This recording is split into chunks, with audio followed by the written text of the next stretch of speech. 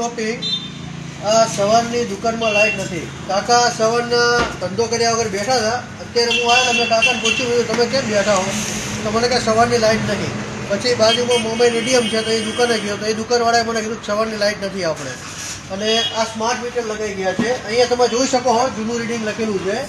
આની પહેલાં જૂનું મીટર હતું અને આ કાકાની દુકાન બંધ હતી અને હું હાજર નહોતો. હું દુકાનનો માલિક છું. તો અમને પણ પૂછવામાં આવ્યું નથી કે દુકાન પાડવાને પણ પૂછવામાં નથી આવ્યું કે ભાઈ આ સ્માર્ટ મીટર અમે લગાવીએ છીએ, તમને મંજૂર છે? બરોબર, અમને પૂછ્યા વગર અમારી મંજૂરી વગર આ સ્માર્ટ મીટર લગાવી ગયા છે.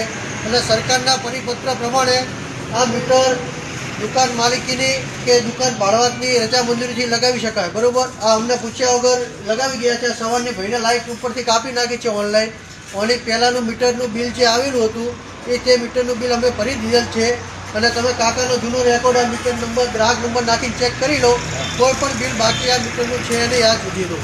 બરોબર, તો આ સવારનું કાકાને અત્યારે લાઇટ બંધ છે તો 3-4 હજારનો કાકાને ધંધો થઈ જાય કાકા અત્યારે? હા, તમે કેટલું નુકસાન આવ્યું તમે જણાવો. 5-7 હજારનું આજે નુકસાન છે. તો તમારી શું માંગણી છે? જે મીટર આપણું હતું એનું લાવી નાખે. તો મારું કહેવાનું એવું છે કે હું દુકાન માલિક છું પણ મારી અહીંયા શંકેશ્વરમાં હાજરી હોતી નથી. મારે પાટણ રહેવાનું છે.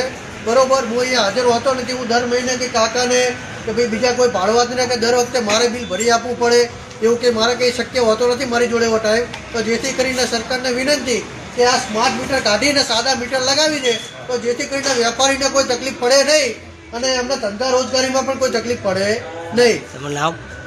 રાવલ ધ્રુવ શંકેશ્વર. અને કાકાની દુકાન છે જય ગોગા લેક. ત્યાં આવીને તમારે એવું હોય તો રૂબરૂ મુલાકાત લેવી. અંદર બંધ થઈ ગયું તો લાઇટ તો લાઇટ આવે અંદર, લાઇટ રહે, બાકી અંદર દુકાનમાં કરંટ ના આવે.